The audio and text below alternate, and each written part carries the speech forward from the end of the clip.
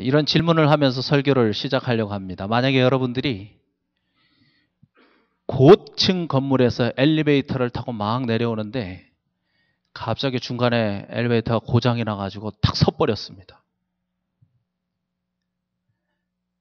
그때 그 순간, 그 위기와 공포의 순간에 가장 함께 하고 싶은 사람이 누구일 것 같습니까? 사랑하는 남편이 보고 싶다? 그럴까요? 내 아내가 같이 있었으면 참 좋겠다? 아니면 우리 아이들 같으면 우리 부모님이 계시면 좋을 텐데. 아니면 911 소방대원 아저씨가 계시면 좋겠습니까? 누구와 함께 하고 싶은가? 제 생각에는 엘리베이터 수리를 할 수 있는 능력이 있는 엘리베이터 수리 기술자하고 같이 있는 게 가장 좋습니다. 그렇죠? 문제는 항상 발생하지만 그 문제를 해결할 수 있는 사람과 같이 있으면 되는 거죠. 여러분, 우리 새해를 시작하면서 제가 궁금했습니다. 우리 생명의 삶 큐티가 뭘 시작할까? 창세기를 시작했습니다. 창세기 1장 1절부터 이 하나님의 말씀을 묵상하면서 그 말씀으로 세상을 창조하시는 하나님의 능력, 그 신비함, 그것도 좋지만 나를 지으신 그분과 함께, 그래서 나를 가장 잘 아시는 그분과 함께 새해를 시작하는 것, 그것이 얼마나 좋은가. 저는 창세기를 묵상하면서 그러한 마음으로 2013년을 시작했습니다. 여러분, 사실 우리가 지금 살고 있는 이 미국은 물론이지만 온 세계가 아주 펄펄 끓는 가마솥 같습니다. 아마 그렇게 표현하는 게 맞을 겁니다. 한번 뉴스를 여러 번 보셨기 때문에 아시죠? 중동 지방 계속해서 테러가 일어나고 데모가 일어나고, 그래서 많은 사람들이 한꺼번에 죽고, 유럽 여전히 경제 위기에서 벗어나지 못하고 있습니다. 아시아 영토 싸움이 시작되었습니다. 그 어떻게 결론이 될지 정말 염려스러운 일이죠. 중국이 힘이 좀 생겼다고. 아까 우리가 기도했지만 북한조차도 자기들이 기회만 되면 먹어버리려고. 남미는 여전히 마약과 싸우고 있고. 지금 그렇습니다. 우리가 도대체 어느 곳에다가 우리의 몸을 좀 이렇게 편안하게 기대고 살 수 있을까? 그런 곳이 없는 것 같습니다.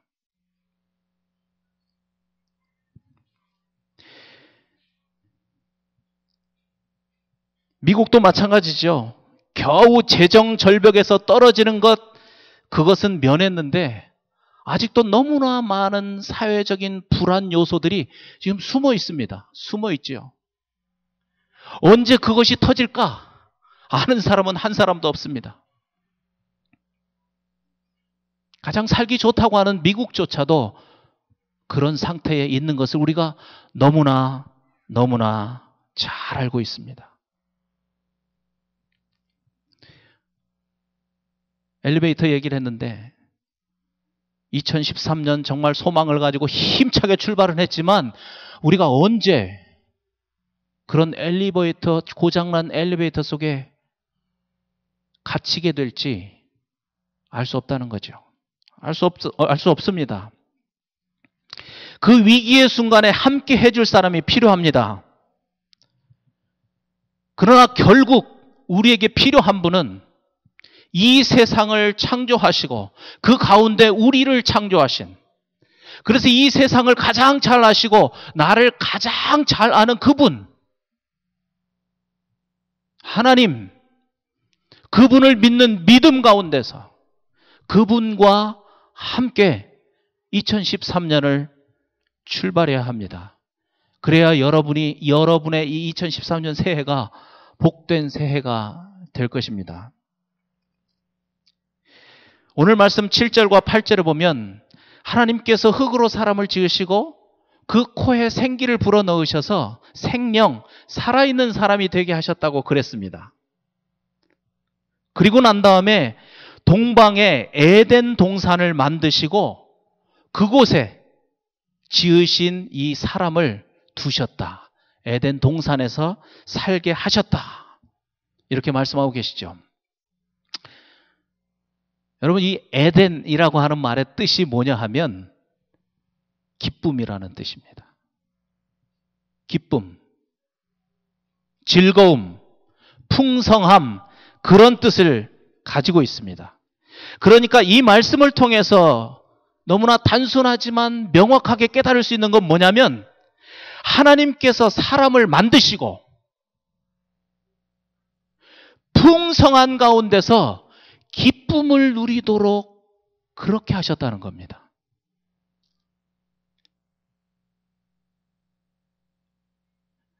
하나님께서 사람을 만드신 이유는 풍성한 가운데서 기쁨을 누리면서 살게 하시려고 사람을 만들었다는 겁니다.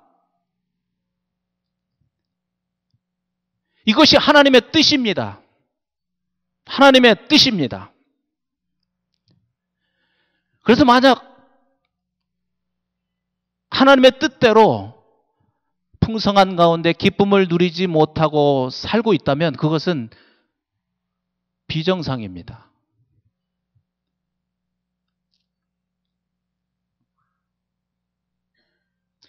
그것은 하나님의 뜻에 맞지 않는 삶이라는 것입니다.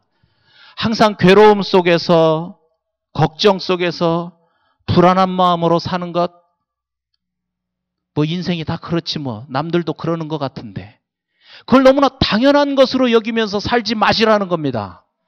그것은 하나님의 뜻이 아닙니다. 하나님은 사람을 만드시고 그들이 에덴 동산에서 기쁨을 누리면서 살 수 있도록 만드셨다는 것. 그것이 하나님의 뜻입니다. 그런데 우리가 여전히 그런 걱정과 근심과 어두움 속에서 기쁨을 누리지 못하는 그런 삶을 살고 있다면 뭔가 잘못된 것이죠. 뭐가 잘못됐을까요? 그러한 하나님의 분명한 뜻이 있음에도 불구하고 여전히 그렇게 살고 있다면 뭔가 잘못되어도 크게 잘못되었다는 겁니다.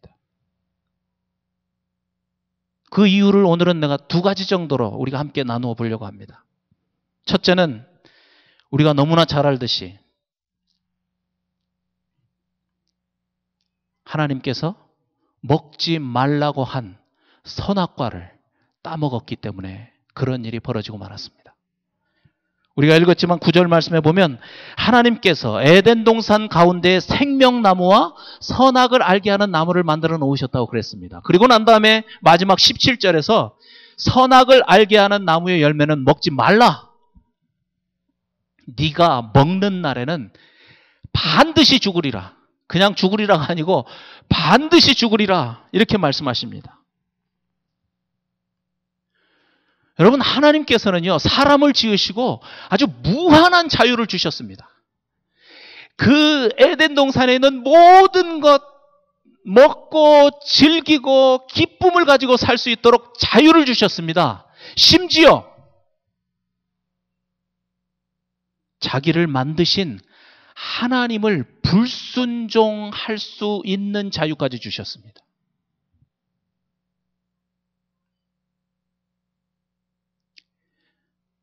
많은 사람들이 창세기를 읽으면서 그 질문을 하죠. 왜 하나님이 선악과를 만드셨어? 안 만들었으면 좋았을 텐데.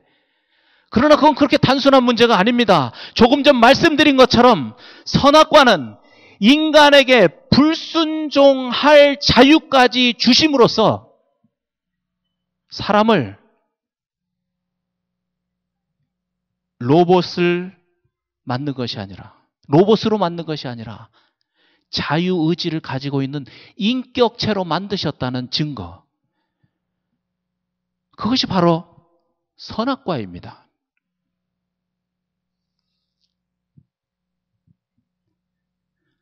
여러분, 하나의 인격체로서 선택할 자유를 주신 겁니다. 순종하든지 불순종하든지. 그런데 중요한 건 뭐냐면 불순종의 책임은 스스로 지는 존재가 되었다는 겁니다. 불순종의 책임은 스스로 질 수밖에 없는 그런 존재가 된 것입니다. 앞에서 말씀을 읽은 것처럼 자기를 지으신 하나님께 불순종하고 선악과를 먹으면 반드시 죽으리라. 반드시 죽으리라.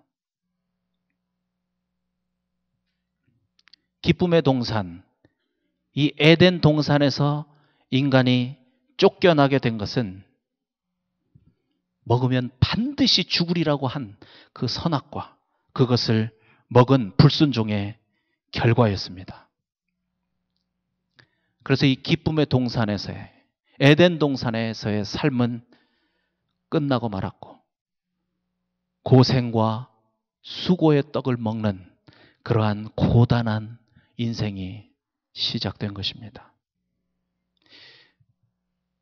인간이 에덴, 낙원을 잃어버렸습니다. 그것을 실낙원이라고 그러죠. 실낙원. 낙원을 잃어버렸다. 여러분, 그런데 우리가 잘 아는 것처럼 하나님의 사랑은 거기서 끝나지 않았습니다. 로마서 5장 12절부터 21절 말씀에 보면 이 기쁨의 소식, 복음이 그곳에 기록되어 있습니다. 한 사람, 아담의 불순종으로 인해서 죄가 세상으로 들어오고 그 죄가 불행한 인간의 삶을 시작하게 하였고 결국은 죽음으로 몰고 가게 되었지만, 그러나 한 분 예수 그리스도, 그분이 십자가 위에서 순종하심으로 다시 많은 사람들이 의인이 되어 생명을 얻게 되었다. 그런 말씀이 로마서 5장 12절부터 21절 말씀에 기록되어 있습니다. 이것이 복음입니다. 불순종함으로 죽었던 그 영이 다시 살아났다는 것입니다. 예수님의 순종하심으로. 그래서 하나님과 끊겼던 그 관계가 다시 회복되었습니다. 에덴이 다시 회복되었습니다. 기쁨이 다시 회복된 것입니다. 이것이 복낙원입니다. 낙원이 다시 회복되었다는 거죠. 예수님 믿고 구원을 얻은 사람들, 분명히 다시 에덴으로 들어왔다는 걸 믿어야 합니다. 다시 기쁨의 동산으로 하나님께서 부르셨다는 것, 그것이 바로 구원입니다.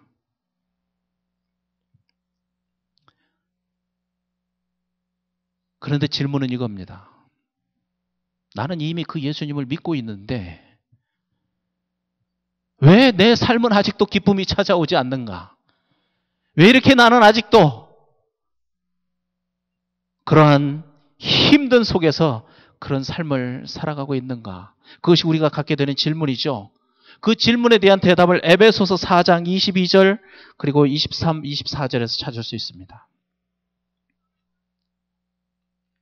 이 말씀에 보면 너희는 유혹의 욕심을 따라 썩어져가는 구습을 따르는 옛 사람을 벗어버리고 오직 너희의 심령이 새롭게 되어 하나님을 따라 의와 진리의 거룩함으로 지으심을 받은 새 사람을 입으라. 이 말씀이 너희는으로 시작합니다. 이 너희는 직접적으로 누구를 말하는 거냐면 에베소서니까 예수님을 믿고 구원을 얻은 에베소 교회 성도들을 향해서 하시는 말씀이죠. 그들에게 말씀하시기를 이제는 너희가 더 이상 옛날 그 습관대로, 예수님을 믿기 전에 그 옛날 습관대로 썩을 욕심을 따라 사는 그런 삶을 청산하고 이제는 새로운 사람으로서 의와 진리와 거룩함을 따르는 삶을 살아야 된다고 말씀하시는 겁니다. 여러분, 이 말이 무슨 말인가 하면 우리가 예수님을 믿고 구원을 얻은 자라 할지라도 옛 사람의 모습을 버리고 새 사람의 삶을 살아야만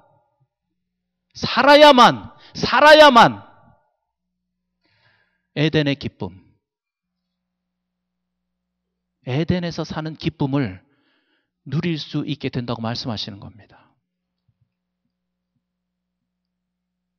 여러분, 우리 앞에 두 초이스가 있습니다. 내가 예수님을 믿고 구원은 받았지만 여전히 예수 믿기 전에 옛사람 그 모습대로 살아가는 초이스가 여기 있고, 그 다음에 이제는 내가 새로움을 입었으니까 말씀하신 대로 의와 진리와 거룩함을 쫓아 사는 삶이 있습니다. 마치 아담과 하와가 자기의 자유의지를 가지고 선택할 자유가 있었던 것처럼 오늘날 우리에게도 똑같은 초이스가 앞에 있는 것입니다.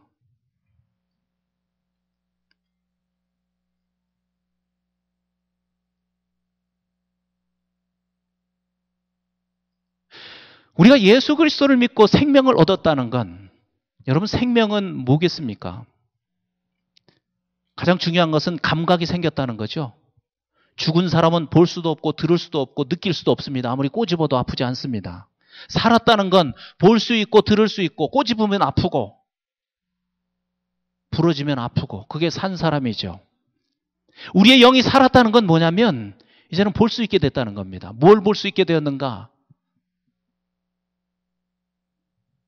옛사람을 버리고 새 사람으로 사는 것이 에덴 동산에서 사는 것과 같은 기쁨이 넘치는 삶이라는 것, 그것을 보게 되었다는 뜻입니다.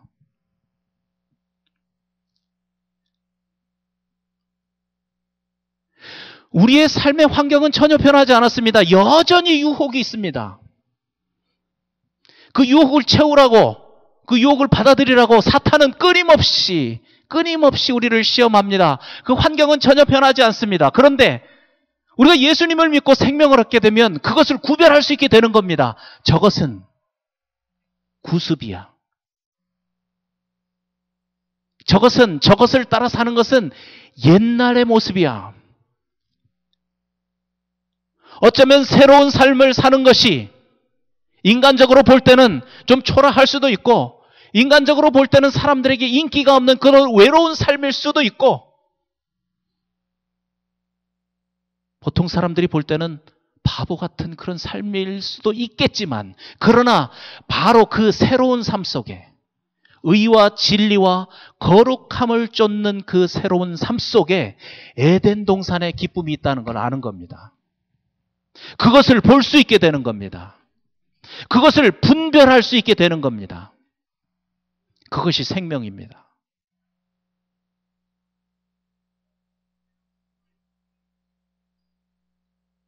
그 생명을 따라, 그 생명의 길을 따라 우리가 살아야 된다는 것이죠. 다시 말씀드리면, 우리가 정말 구원을 얻은 백성이지만 여전히 옛 구습을 쫓아서 유혹의 욕심을 채우는 그런 삶으로 산다면 에덴 동산에 들어갈 자격은 얻었지만 그 안에 들어가는 삶이 아니라, 들어가서 사는 삶이 아니라 그 주변을 맴도는 삶을 살게 되는 겁니다. 그래서 에덴의 기쁨, 하나님이 주시는 그 기쁨을 누리며 사는 그 기회를 갖지 못하게 되는 것입니다. 이것은 우리가 누려야 될 기쁨이 아닙니다. 여러분, 새해를 시작하시면서 현명한 사람이 되십시오. 지혜로운 사람이 되십시오. 옛사람의 습관을 과감하게 끊어버리고 새 사람의 길을 선택하면서 하루하루를 믿음으로 사는 그런 삶이 되시기를 바랍니다. 그래서 2013년에는 에덴에서 하나님이 주시는 기쁨을 누리면서 사는 그런 축복의 한 해가 되시기를 축복합니다. 두 번째, 에덴에서의 삶은 경작하는 삶이라고 말씀하십니다. 15절 말씀에 여호와 하나님이 그 사람을 이끌어 에덴 동산에 두어, 그 사람은 아담과 하와겠지요? 에덴 동산에 두어 그것을 경작하며 지키게 하시고, 경작하며 지키게 하시고. 에덴에서의 삶이 정말 말 그대로 기쁨을 누리는 삶이 되려면 경작하는 삶을 살아야 합니다. 여기서 이 경작이라고 하는 말은 히브리 말 원어의 뜻은 뭐냐면 일하다, 섬기다, 봉사하다, 그런 뜻입니다. 그런데 중요한 건 뭐냐면 이 단어가 이스라엘 백성들이 하나님을 섬긴다 라고 할 때 쓰여졌던 그 섬긴다라는 말과 같은 단어입니다. 그래서 이 말의 뜻은 뭐냐면 하나님의 백성은 하나님이 창조하신 세상에서 성실하게 일하는 것을 통해서 하나님을 섬길 때, 하나님을 섬길 때 에덴의 기쁨을 누리며 살게 된다는 겁니다. 제가 제자 훈련을 하면서 항상 하는 질문이 하나 있습니다. 아담과 하와는 에덴 동산에 살 때 일을 했을까요? 안 했을까요? 그 질문하면 뭐 두 개의 답이 나오죠. 근데 대부분 제가 이렇게 보니까 일하느라고 너무 고생을 많이 한 사람들은 무슨 일을 해요? 일 안 했죠. 그러니까 에덴이지요. 그 먹을 거 다 있고 그러는데 무슨 일을 했겠습니까? 그렇게 말하죠. 그런데 오늘 말씀 보니까 일을 했습니까? 안 했습니까? 일을 했습니다. 에덴 동산에서 일했습니다. 그래서 흔히 사람들이 말하는 대로 노동은 신성한 것입니다. 두말할 것 없이 노동은 신성한 것입니다. 열심히 땀 흘려서 일할 자리가 있고 그 일을 한다는 것, 이것은 너무나 큰 축복입니다. 그런데 중요한 것은 조금 전 말씀드린 것처럼 이 일을 통해서 하나님을 섬기는 일이 되어야 한다는 겁니다. 좀 더 정확하게 말하면 자신의 욕망을 채우기 위한 일이 아니라, 그저 그냥 먹고 살기 위한 그런 일이 아니라, 그 일을 통해서, 내가 하는 그 일, 그 자체를 통해서 하나님께서 섬김을 받아야 된다는 것입니다. 그래야 그 일이 단지 내가 지는 무거운 짐이 아니라 하나님 안에서 누리는 기쁨이 될 수 있다고 말하는 것입니다. 우리 크리스찬들이 신앙생활하면서 가장 조심해야 될 것이 뭐냐면, 제가 정말 설교를 통해서 많이 말씀드렸지만 이원론입니다. 이원론. 교회 일은 성스러운 일이고 직장에서 하는 일, 가정에서 하는 그런 일들은 세상 일, 세속적인 일이야. 이렇게 두 가지로 분리해서 생각하는 그 생각, 절대적으로 잘못됐다는 것입니다. 절대 그렇지 않습니다. 설교를 하거나 교회에 와서 봉사하는 일만 거룩한 일이 아니라 여러분들이 교회를 마치고 직장에 가서 집에 가서 하는 모든 크고 작은 모든 일들이 성스러운 일입니다. 왜냐하면 그 일을 하고 있는 여러분이 성도, 거룩한 백성이기 때문에 그렇습니다. 여러분이 하는 모든 일들, 크고 작은 모든 일들, 어디서 하든지 하나님과 관계가 없는 일은 한 가지도 없습니다.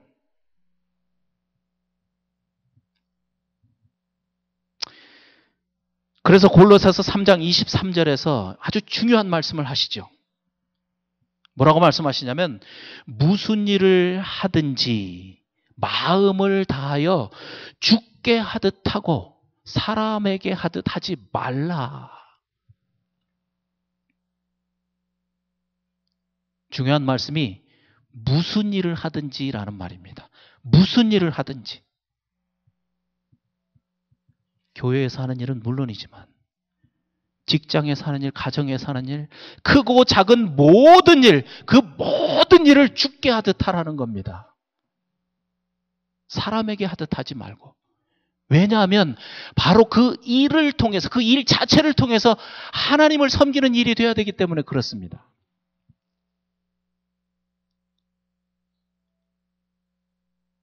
교회 일과 세상 일을 그래서 분리할 수 없는 겁니다. 저는 정말 우리가 새해를 시작하면서 이 말씀이 여러분 삶의 축복의 말씀이 되기를 간절히 바랍니다.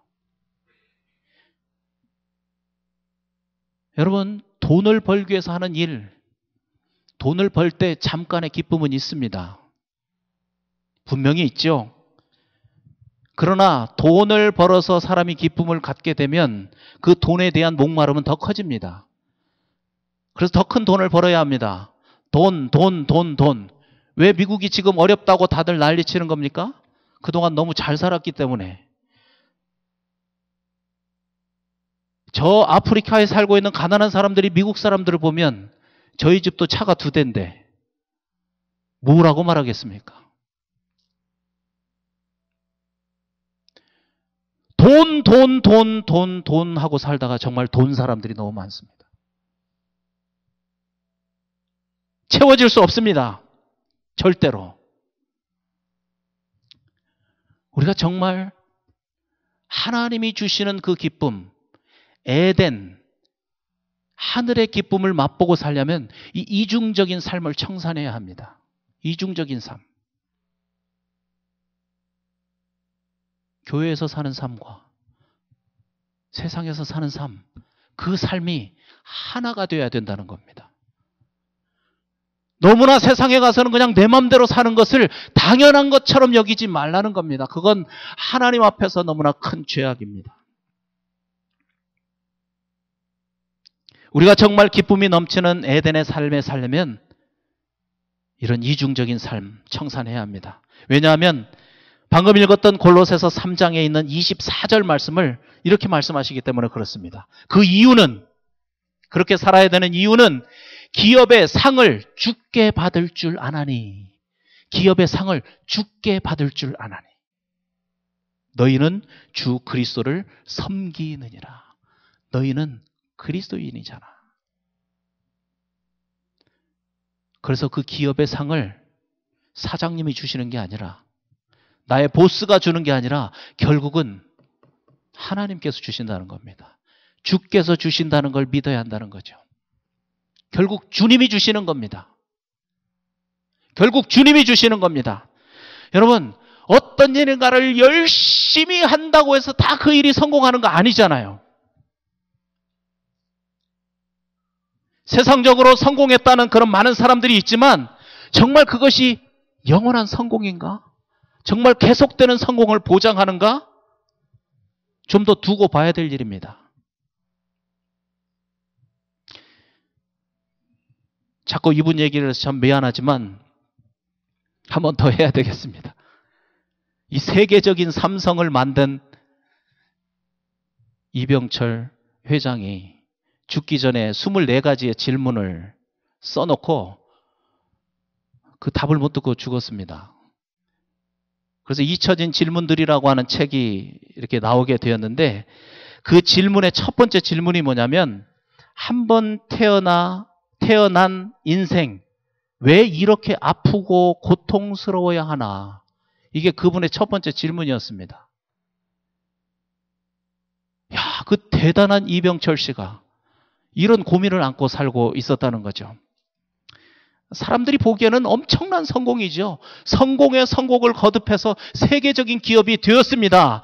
그런데 그분은 정작 이 고민을 해결하지 못하고 그냥 돌아가셨습니다. 자녀들에게 그 많은 돈 남겨주고 갔지만 지난번 우리가 뉴스에서 본 것처럼 조금이라도 그 유산 더 받으려고 형제들이 법정 소송을 하고 그 세계적인 뉴스가 되었습니다. 정말 이분이 성공한 삶을 사셨을까요?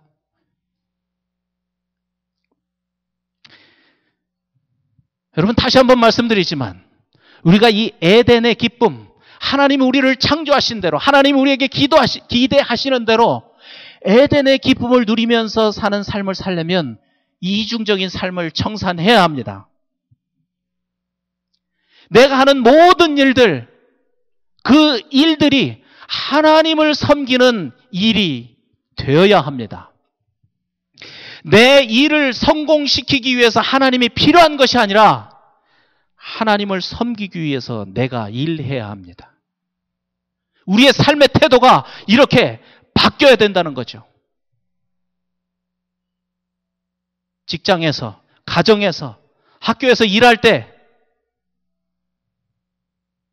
이 믿음을 가지고, 이 마음을 가지고 일하게 되면 바로 그 일터가 에덴 동산이 될 겁니다. 그것이 오늘 약속의 말씀입니다. 말씀을 정리하겠습니다. 우리가 예수님 믿고 구원 얻는다는 것, 그것은 다시 기쁨의 동산, 에덴 동산의 삶으로 초대를 받았다는 그런 의미가 있습니다. 다시 말하면 당연히 기쁨을 누리며 사는 삶을 살아야 된다는 것입니다. 그러나 한 가지, 하나님께서 예비해 놓으신 그 기쁨이 넘치는 삶을 살려고 하면 옛사람을 청산해야 합니다. 이제는 새 사람으로서 의와 진리와 거룩함을 쫓는 그런 삶을 살아야 합니다. 또 한 가지는 내가 하고 있는 모든 일들, 교회에서나 세상에서나 하는 모든 크고 작은 일들을 통해서 하나님을 섬겨야 합니다. 다시 말하면 그 모든 일들을 거룩한 일들로 삼고 우리가 그 일들을 죽게 하듯 하고 사람에게 하듯 하지 말아야 합니다. 그런 삶을 살 때 에덴 동산의 삶, 다시 말하면 하나님이 주시는 그 영원한 기쁨을 누리는 삶, 그런 삶을 살게 됩니다. 하나님께서 2013년 출발하는 첫 말씀으로 이 말씀을 주셨습니다. 믿음 가운데 이 말씀을 마음으로 받으시고 2013년은 어떤 다른 해보다도 하나님이 주시는 기쁨을 누리는 기쁨의 강 교회 성도들이 되시기를 바랍니다. 아멘. 우리 한번 같이 기도하겠습니다.